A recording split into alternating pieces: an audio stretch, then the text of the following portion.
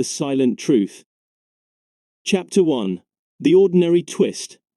Detective Evan Brody leaned against the counter of his modest kitchen, nursing a cup of black coffee as dawn broke over the quiet streets of Briarwood.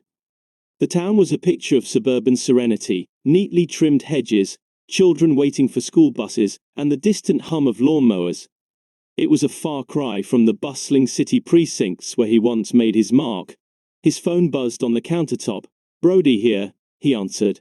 "Detective, we've got a situation," came the voice of Officer Daniels. "Susan Kellerman is missing." Brody paused. The Kellermans were practically royalty in Briarwood. Peter Kellerman was a prominent real estate developer, and his wife Susan was the epitome of grace and community involvement. Missing persons weren't common in this peaceful enclave. "I'll be right there," Brody replied, a knot forming in his stomach.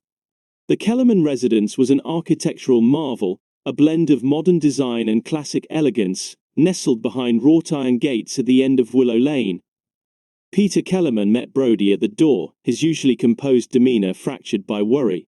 "Detective Brody, thank you for coming so quickly," Peter said, his eyes betraying a sleepless night. "Tell me what happened," Brody urged. "Susan didn't come home last night," Peter began. "She left around noon to run errands. I thought she might have gone to see her sister, but she hasn't heard from her either." "Did you try calling her?" "Straight to voicemail every time." Brody took out his notepad. "Was there anything unusual lately? Any reason she might want to leave for a while?" Peter shook his head emphatically. "No, nothing. We were planning a trip to the Bahamas next month. Everything was perfect." Brody glanced around the immaculate living room. Fresh flowers on the table, family photos lining the mantel. It all seemed staged. "I'll need a list of her friends and any places she frequents," Brody said. "Mind if I take a look in her study?" "Of course, whatever you need," Peter agreed.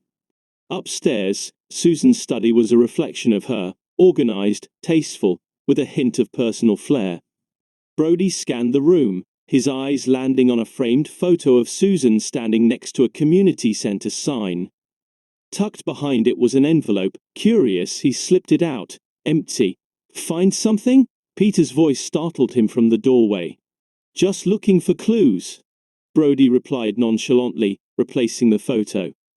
Back at the station, Brody sifted through Susan's phone records and credit card statements. Everything pointed to a routine life. Grocery stores, yoga classes, charity events. Yet something felt off. "Detective," Officer Daniels called from his desk. "We got a call from a neighbor, Claire Thompson. She says she saw something last night." Brody picked up the phone. "Mrs. Thompson, this is Detective Brody. I didn't know if I should say anything," Claire's voice wavered. "But I saw Susan arguing with someone in a car yesterday afternoon. It wasn't Peter." "Did you recognize the person?" "No, the car was a dark sedan. I couldn't see the driver. Anything else you can recall?" "They seemed upset. I thought it was odd because Susan is always so composed." Brody thanked her and hung up.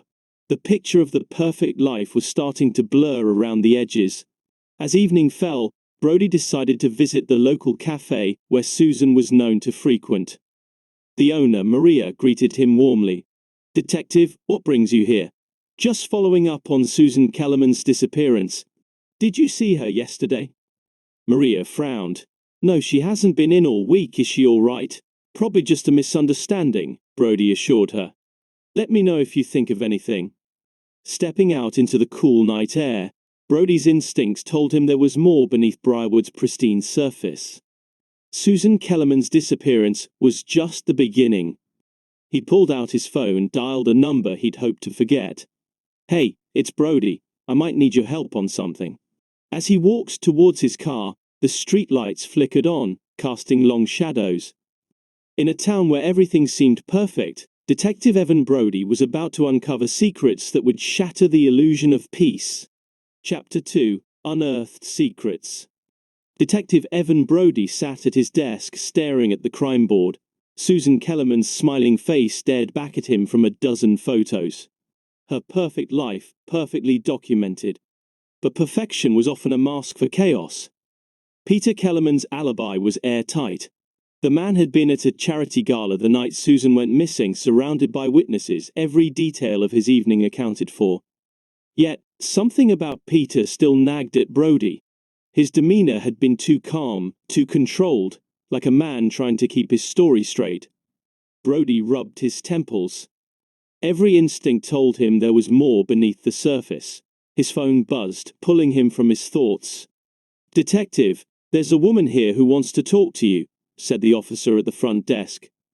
"Says she has information about Susan Kellerman." Brody sighed and stood. Information always poured in after a high-profile case like this. Most of it amounted to nothing, just people wanting to feel involved.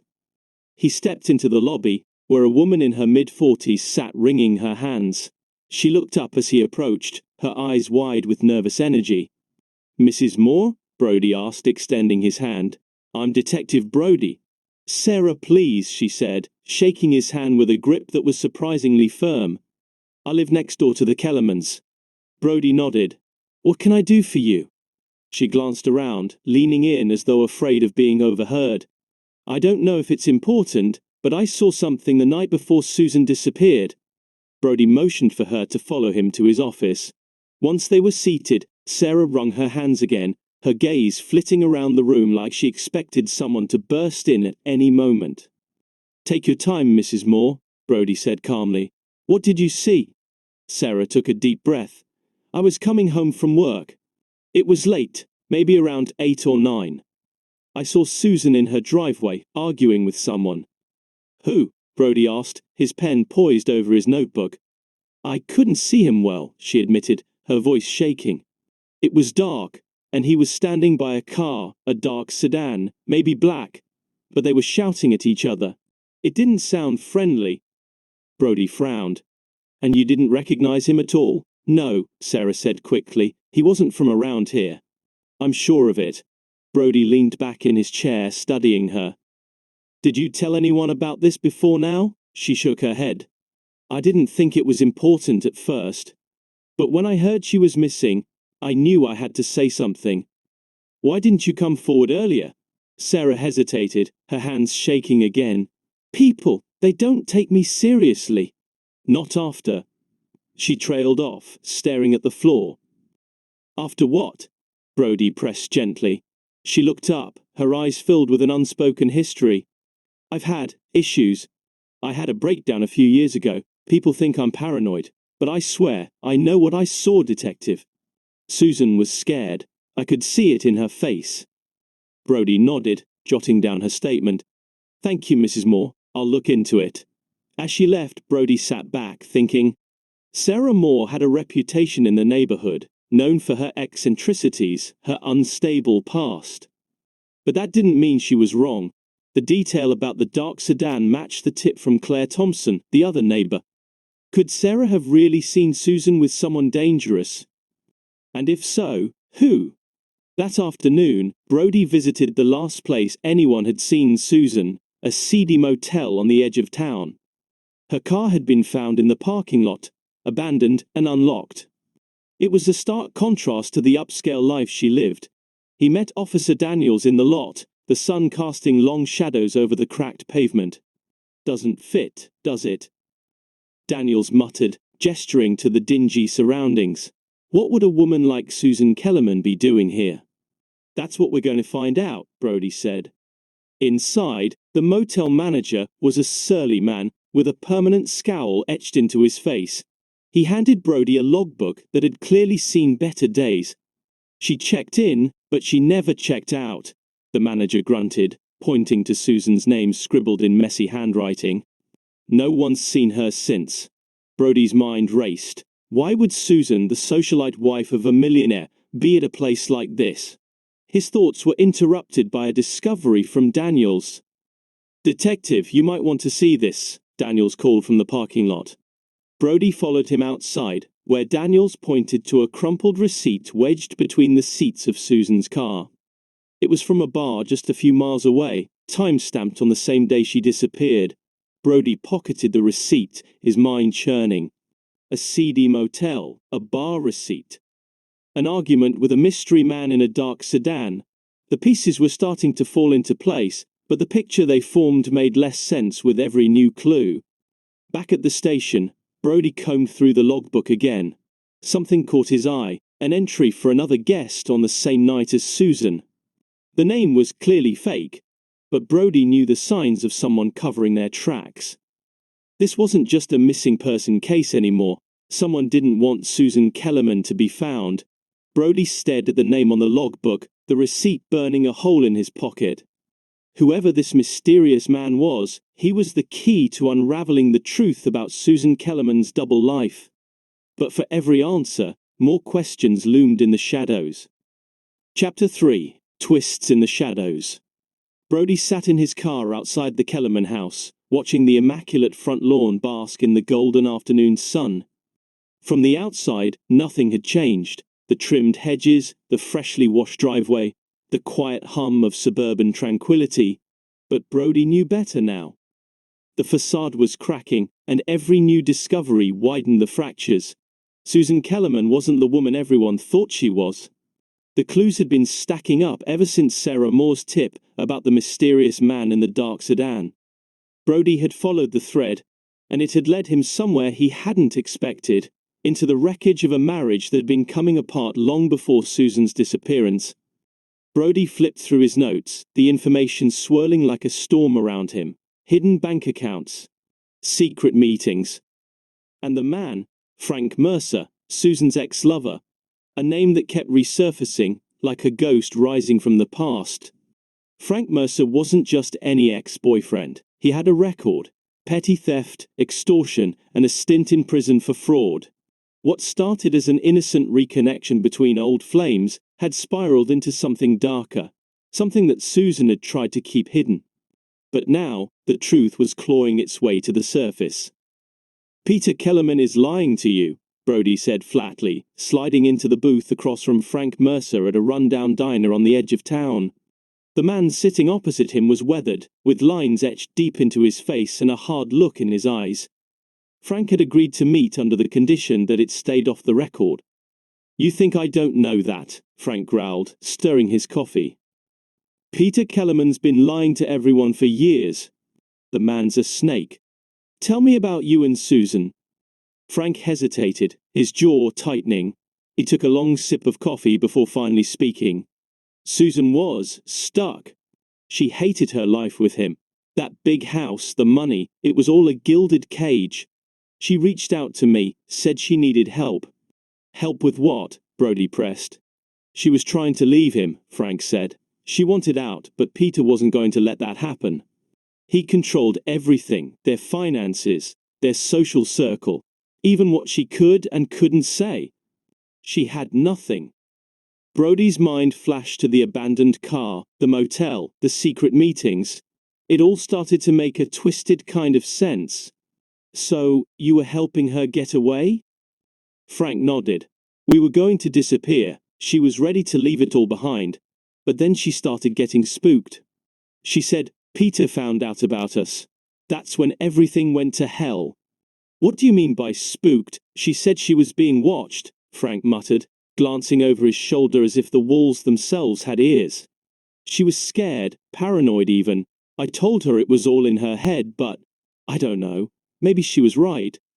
Brody leaned back, absorbing Frank's words. Susan had been planning to leave Peter. It wasn't uncommon for people in failing marriages to dream of escape. But it rarely got this far, especially when there were millions of dollars at stake. But something didn't sit right with Brody. If Susan had been so close to leaving, why was she still meeting Frank in secret? And why was her car found at a motel instead of a train station or airport? "What were you two planning the night she'd disappeared?" Brody asked. Frank's eyes narrowed. "We didn't have anything planned that night. I hadn't seen her in over a week." Brody's pulse quickened. That wasn't what the timeline suggested. Then why was she at that motel? Frank's face darkened. "Motel? I don't know anything about that. If she was there, it wasn't to meet me." Brody stared at him, trying to gauge his honesty. Was Frank playing him? Or was there another player in this game? One thing was clear: Frank's story added another layer of complexity to Susan's disappearance. It was no longer just about a wife running from a controlling husband. There was something more, a shadow lurking just beyond the edges of the picture. Back at the station, Brody dived deeper into the Kellerman's financial records. It was all there, hidden in plain sight. A series of offshore accounts, untraceable transfers, and large sums of money moved in and out of their names. Susan's personal finances were all but non-existent. Everything was in Peter's control. But what really caught Brody's attention was a recent withdrawal of $200,000 from one of Peter's accounts, just days before Susan went missing. Brody knew enough about blackmail to see the signs. Susan had been planning something, and she needed money to do it. But who was holding the strings? As Brody combed through more documents, a new piece of the puzzle slid into view: emails exchanged between Susan and a private investigator she had hired. Brody scanned the messages, his heartbeat quickening. Susan had been looking into Peter's business dealings. She suspected he was hiding something far worse than their crumbling marriage. Brody made a mental note to track down the investigator, but first, he needed to confront Peter again. Peter Kellerman sat behind his polished oak desk, the picture of a grieving husband. But his calm demeanor only made Brody more suspicious.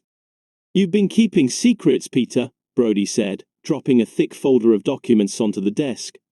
"Susan was planning to leave you, wasn't she?" Peter's face twitched, but he quickly regained control. "I don't know what you're talking about." "Don't play dumb," Brody snapped. "She had a secret bank account, meetings with the private investigator. She was looking into your finances." Peter's expression hardened, his eyes narrowing. Whatever she thought she knew, she was wrong. "What were you hiding?" Brody demanded. "Did she find out about your offshore accounts? Or was it something worse?" Peter's silence spoke volumes. Brody stood leaning across the desk. "You think you've covered your tracks, but I'm going to find out what happened to her. One way or another, the truth is coming out." Peter's calm facade finally cracked. "You have no idea what you're getting into, detective," he said, his voice low and threatening. "You don't know who you're dealing with." Brody straightened, locking eyes with Peter. "I know enough to realize this isn't about a missing wife anymore. This is about power, money, and control, and whatever game you were playing with Susan, it's over." Brody left the office, his mind racing. Peter Kellerman wasn't just a controlling husband, he was hiding something far darker. And Brody was starting to suspect that Susan's disappearance was just the beginning of a much larger conspiracy. As he stepped into the crisp evening air, Brody knew one thing for sure: the perfect family was unraveling, and the deeper he dug, the more dangerous it became. Chapter 4. The Hidden Witness. The clouds hung low in the sky, casting long shadows over Briarwood, as Detective Evan Brody pulled up to the curb of Oak Street. The air had grown colder, the kind of chill that made you pull your coat tighter, though it wasn't just the weather that sent a shiver down Brody's spine. He had been called to a modest, nondescript house in the neighborhood, a far cry from the Kellerman's palatial estate, but in a town like Briarwood, appearances were always deceiving. A woman greeted him at the door, her face worn with the exhaustion that only comes from a mother's worry. Her name was Karen Mitchell, and it was her son, Tommy, who had made the call that morning. Brody had barely finished his coffee when the phone rang. "Detective Brody? My son, he saw something. I don't know what it means, but he hasn't slept since Mrs. Kellerman went missing. He says, well, he says she was here that night." Brody couldn't ignore that.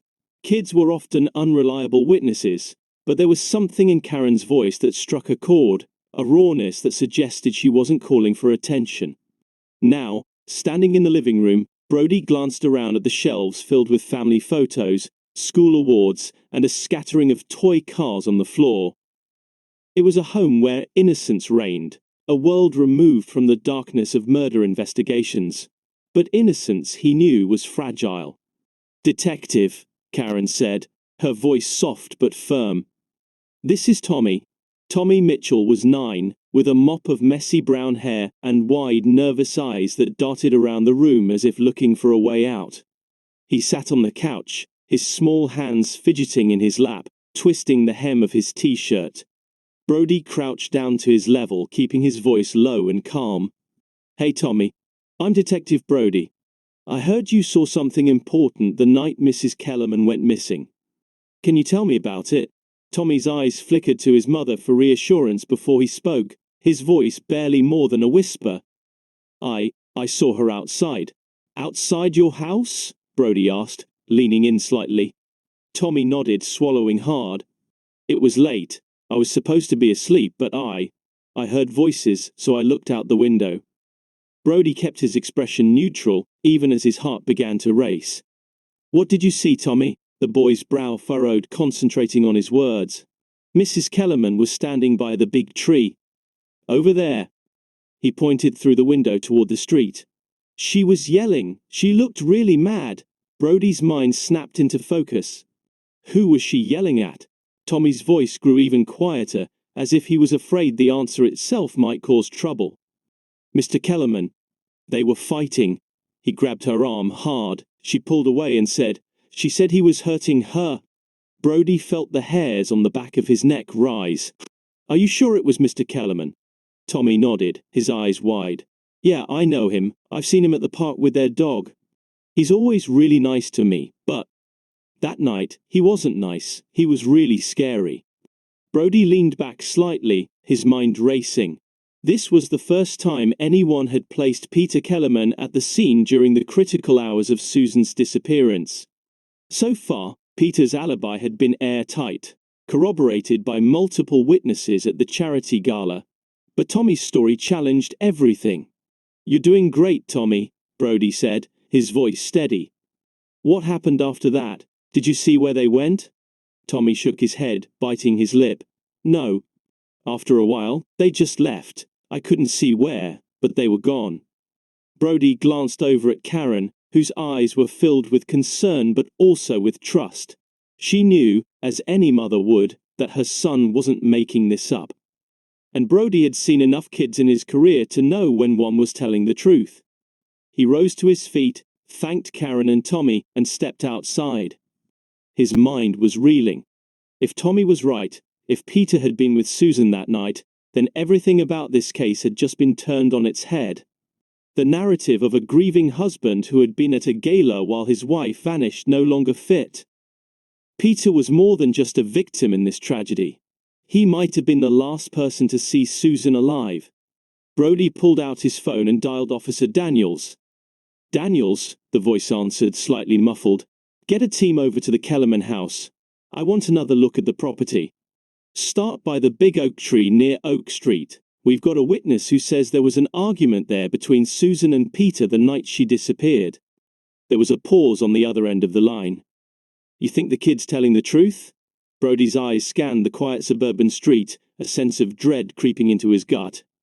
I don't know what to believe anymore, but we need to follow this lead. And Daniels. If Peter was there, I want to know exactly where he went after. He hung up, the weight of the revelation pressing down on him like a leaden sky. For the first time, Brody felt the full gravity of what this meant. Tommy's innocent eyes had glimpsed a truth far darker than the boy could comprehend.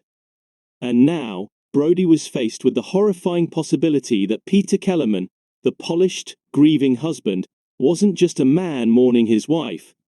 He could be her killer. Back at the station, Brody sat in his office, replaying Tommy's account over and over in his head. Every detail, every nuance of the boy's story aligned with the facts Brody had uncovered so far. The timing fit, the voices, the violent grab, but it wasn't enough. Not yet. He stared at the evidence board, Susan's smiling face, Peter's controlled expression, the motel, the abandoned car. The threads were beginning to form a pattern, but there was still too much hidden in the shadows. If Peter had been lying about his whereabouts, what else was he hiding? Brody needed more. He needed to confront Peter with this new information, but not without evidence. He picked up his phone and dialed the private investigator Susan had hired, the one she had trusted to look into Peter's affairs. If there was any chance of uncovering the truth behind the Kellerman's perfect facade, Brody would need every detail. And with each step, he felt the darkness of the case closing in tighter, like a noose tightening around the truth. Time was running out, and Brody knew one thing for certain: Whatever happened to Susan Kellerman, the answer was buried in secrets far darker than the suburban calm of Briarwood could hide. Chapter 5. The Gripping Revelation. Brody leaned against his car, the rain falling in a steady drizzle, obscuring the world around him in a misty haze. The streetlights of Briarwood flickered through the gloom, casting long, distorted shadows over the wet pavement. It was past midnight, and Brody's mind was a storm of conflicting thoughts, each revelation he had unearthed pulling him deeper into the dark web surrounding Susan Kellerman's disappearance.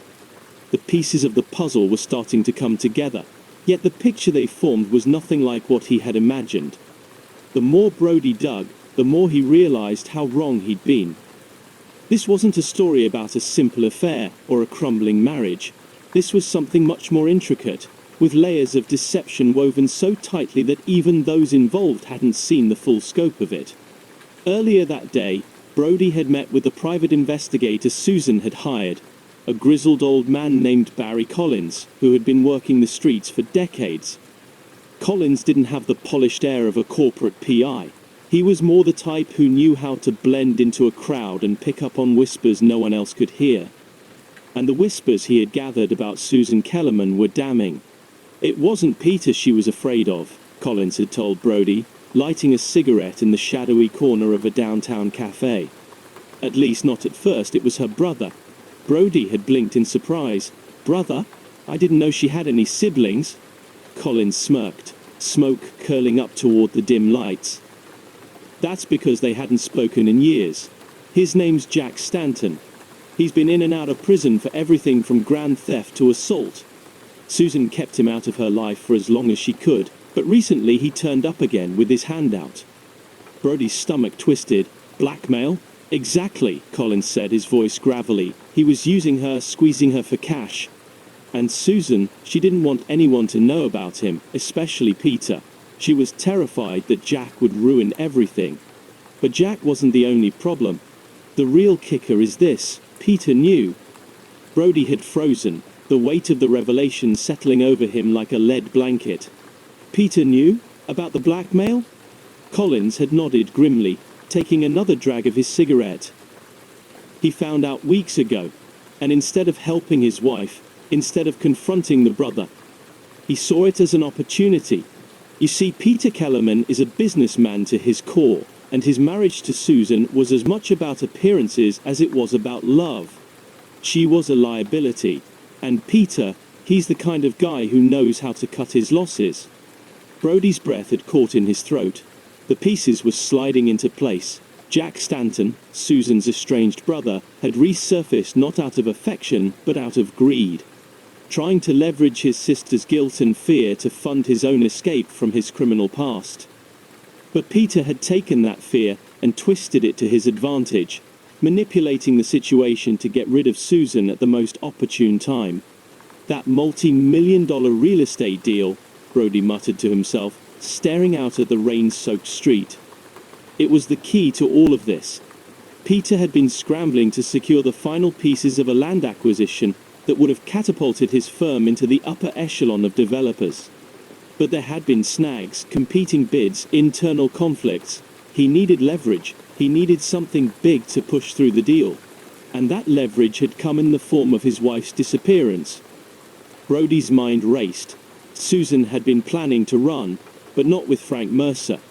The mysterious man in the sedan had been Jack Stanton all along. He'd been the one Susan had been meeting in secret, not because of an affair, but because of the blackmail. Frank had been a convenient red herring, a distraction that even Susan herself had unknowingly relied on.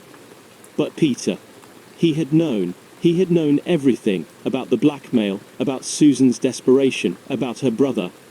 And instead of stopping it, he had orchestrated her disappearance. The motel, the abandoned car, it was all part of the plan, a carefully crafted narrative to make it look like Susan had fled, leaving Peter, the aggrieved husband, free to consolidate his power and finalize the deal. Brody clenched his fists, the rain now dripping from his brow. Peter had played everyone, the police, the neighbors, even Susan herself. He'd used Jack Stanton's return as the perfect opportunity to rid himself of a problem wife, and solidify his control over the business empire he was building. And he had done it all under the guise of being the heartbroken, loving husband. But now, Brody had the truth. The next morning, Brody stood outside the Kellerman estate, his badge heavy in his pocket. Peter had been in control for too long, manipulating the narrative, orchestrating every move. But now, that control was slipping away. Brody had the facts, and it was time to confront Peter with the full force of the truth. Peter greeted him at the door, his expression calm, composed. He was dressed in an expensive suit, the picture of a man prepared for another day of business as usual. "Detective Brody," Peter said, his voice smooth as silk, "what brings you by so early?" Brody stepped inside without waiting for an invitation, his gaze fixed on Peter's face. "We need to talk, now." Peter's eyes narrowed, but he didn't flinch. "Of course. What's this about?" Brody didn't bother with pleasantries. "It's about your wife, and it's about Jack Stanton." Peter's expression didn't change, but Brody saw the flicker of recognition, the faint tightening of his jaw. "Jack Stanton? I'm not sure I know who that is." "Don't lie to me, Peter," Brody said, his voice low and hard. "You've known all along. You knew Jack was blackmailing Susan. You knew she was trying to leave you, and instead of stopping it, you used it. You made her disappear. You manipulated the whole thing to get leverage in your real estate deal." For a moment, Peter said nothing. His eyes locked on Brody's, cold and calculating. Then, slowly, he smiled, a thin, dangerous smile that sent a chill down Brody's spine. "You think you know everything, don't you?" Peter said, his voice barely above a whisper. "But you don't know how this world works. You don't know what it takes to survive in it." Brody stepped closer, his voice steady. "I know enough to see through your lies, and I know that this ends today." Peter's smile faded, replaced by the steel of a man who had built an empire on deception and control. "You don't have proof, Brody. You have theories, and theories don't hold up in court." Chapter 6. The Final Betrayal. The air inside the Kellerman estate was suffocating, thick with the weight of lies and desperation. Brody could feel the tension vibrating in the walls as he stood face to face with Peter Kellerman, whose calm demeanor had begun to crack. The polished real estate mogul was unraveling, and Brody could see it in the way Peter's eyes darted toward the windows, toward the doors, searching for an exit, for a way out of the trap that was closing in on him. But Brody wasn't here for games anymore. He was here to finish it. "You've run out of time, Peter," Brody said, his voice tight with barely restrained anger. "I know about the blackmail, about Susan's brother. I know you manipulated everything, the whole disappearance, to save yourself. You're not going to talk your way out of this." Peter's lips curled into a thin, humorless smile. "You think you're so clever, don't you, Brody? But you have nothing. No proof, no witnesses. It's just your word against mine." Brody stepped forward, his pulse pounding in his ears. "I've got enough, Peter. I've got witnesses who saw you fighting with Susan the night she disappeared. I've got bank records that show the money transfers to offshore accounts. You think you've covered your tracks, but you've made mistakes. And now it's over." Peter's smile faltered, just for a second, and Brody could see the flicker of fear in his eyes. But then, something shifted. Peter's gaze sharpened, and a new coldness settled over his features. "You don't understand," Peter said, his voice dropping to a chilling whisper. "You think you've uncovered the truth? You don't even know the half of it." Before Brody could respond, the front door creaked open behind him, and he turned, instinctively reaching for his sidearm. Sarah Moore stood in the doorway, her eyes wide with panic, her hands trembling at her sides. "Detective Brody," she stammered, her voice shaky. "I came as soon as I could. Brody's heart sank. Something was wrong. He could feel it in the pit of his stomach, the way the air seemed to shift around him. "Sarah," Brody said carefully, keeping his voice steady, "what are you doing here?" She hesitated, her eyes flicking from Brody to Peter, and for a moment, Brody saw something dark flash across her face, something that didn't belong. A chill ran down his spine. "I'm sorry, detective," she whispered, her voice breaking. "I didn't have a choice." Brody's blood ran cold. "What are you talking about?" But before he could react, Sarah pulled something from her coat, a gun, small and unsteady in her trembling hands. She pointed it directly at Brody, her face pale and drawn with fear. "Sarah, don't do this," Brody said, his heart racing. "You don't have to do this."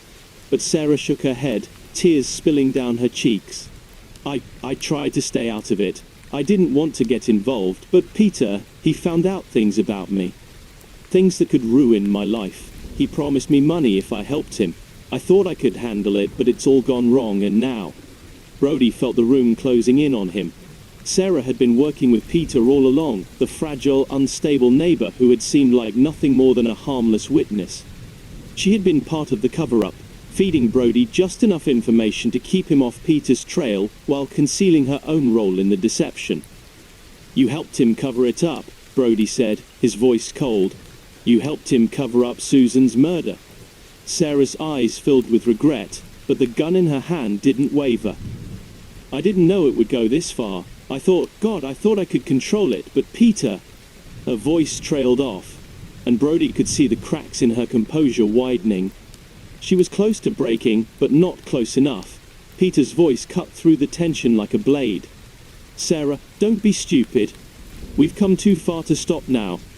But Sarah wasn't listening. She was trembling, her breath coming in shallow gasps. "I can't do this anymore, Peter. I can't live with it. I killed her." Brody's heart slammed in his chest. The final piece of the puzzle had fallen into place. Sarah had been the one who killed Susan, but it hadn't been out of rage or jealousy. It had been out of desperation, manipulated by Peter, who had orchestrated the whole thing to his advantage. "You've ruined everything," Peter snarled, his voice filled with venom. "Do you think you can just confess and walk away? We're both in this now, and there's no going back." Brody saw his opening. His hand darted to his sidearm, pulling it free and aiming at Sarah. "Drop the gun, Sarah. It's over." But before Sarah could react, Peter lunged at her, his eyes wild with fury. In the chaos, Sarah fired a shot, the sound deafening in the enclosed space. Brody ducked, his instincts taking over as the room erupted into violence. Peter slammed into Sarah, wresting the gun from her grip as they both tumbled to the floor. Brody aimed, but the two were too close, grappling in a deadly struggle. Peter twisted the gun, trying to turn it on Sarah, his face contorted with rage. "Sarah!" Brody shouted, trying to get a clear shot. "Get away from him." But it was too late. The gun went off again, a sharp crack that echoed through the room. Sarah gasped, her body going limp as the bullet tore through her chest. Peter staggered to his feet, the gun still in his hand, his face a mask of cold fury. He pointed the weapon at Brody, but before he could pull the trigger, Brody fired. The shot hit Peter square in the chest, and the man crumpled to the floor, the gun slipping from his grasp. Silence fell over the room, the only sound the rain tapping against the windows. Brody stood there, breathing hard, his gun still trained on Peter's lifeless body. The tension slowly drained from his muscles as the reality of what had just happened settled over him. Sarah lay motionless, her eyes wide open, staring blankly at the ceiling.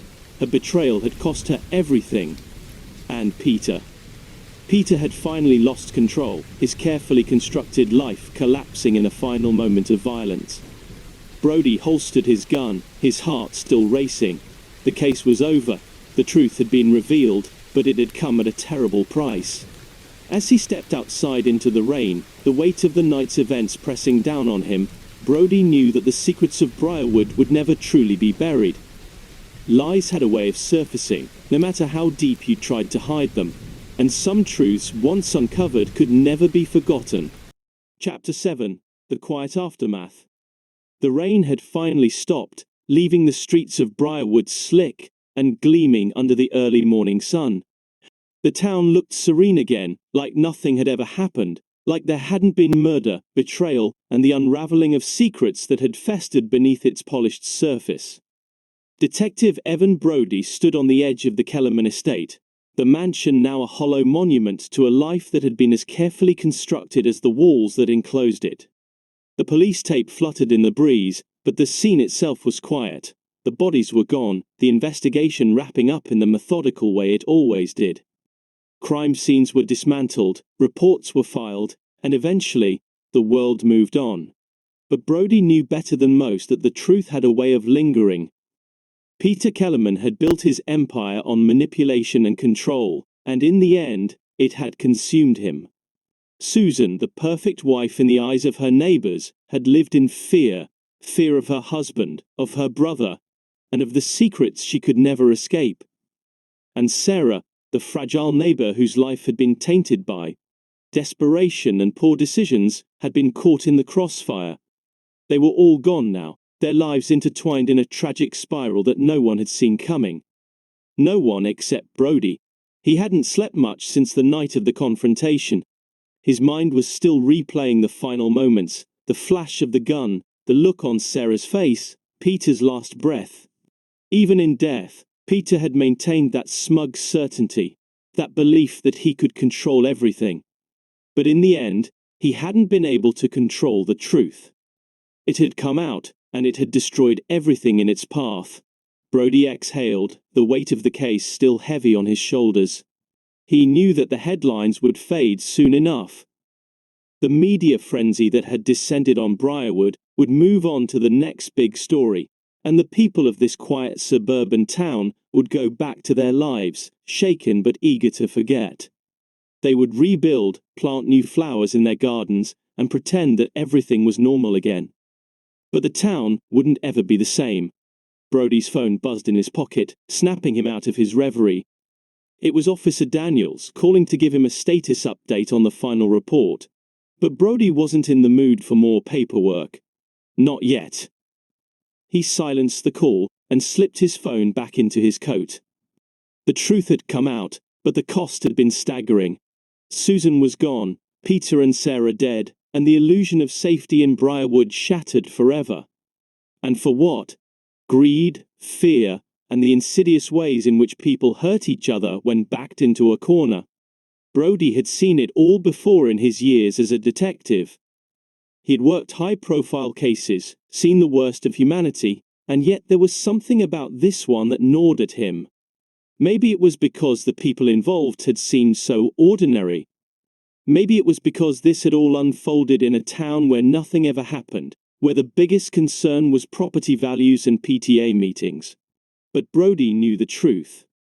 Darkness could hide anywhere, even in a place like Briarwood, especially in a place like Briarwood. He looked out over the neighborhood, at the neatly kept lawns and white picket fences. The peace here had been shattered, but not everyone would want to face that truth. They'd sweep it under the rug, move on, and in time the cracks would be covered up. But Brody would remember. He always remembered. The drive back to the station was quiet. The streets were waking up, people starting their day as though nothing had changed. Brody's hands gripped the steering wheel a little tighter, his mind heavy with thoughts he couldn't shake. He had solved the case, brought justice in his own way. But what did justice really mean when so much had been lost? When he arrived back at the station, Brody didn't go straight inside. Instead, he sat in his car for a long moment, staring at the familiar brick building that had become his refuge after leaving behind the high-stakes world of big city crime. Briarwood had been his fresh start, a place where he could fade into the background, live a quieter life. But now, even here, the darkness had found him again.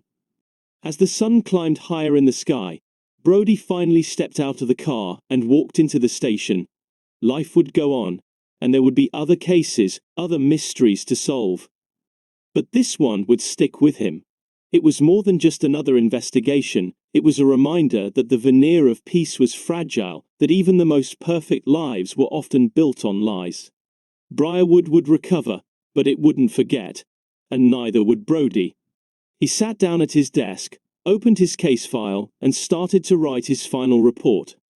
The facts were clear, the evidence solid, but the truth, the real truth, was something messier, something that would never fully fit into a report. It would linger, in the shadows of Briarwood, in the quiet moments when no one was looking. As Brody finished the report, he leaned back in his chair and closed his eyes. The headlines would die down, the town would move on, But for him, the cost of the truth would remain. It always did. In a town where everything seemed perfect, danger had always been closer than anyone realized. And that, Brody thought with a heavy heart, was the real truth.